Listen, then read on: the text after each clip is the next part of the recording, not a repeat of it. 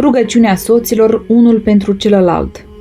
Doamne Iisuse Hristoase, Dumnezeul nostru, Cel ce ne-a învățat ca întotdeauna să ne rugăm unul pentru altul, căci așa vom împlini legea Ta și așa ne vom arăta vrednici de mila Ta.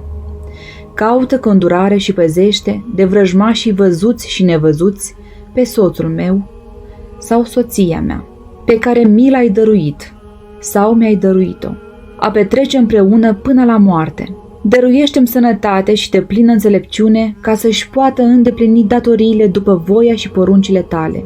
Ferește-l de ispitele pe care n-ar fi în stare să le poarte. Întărește-l în dreaptă credință și în dragoste desăvârșită, ca să lucrăm împreună faptele bune și să ne întocmim viața după sfintele Tale așezăminte și porunci. Că a Ta este stăpânirea și puterea în veci. Amin.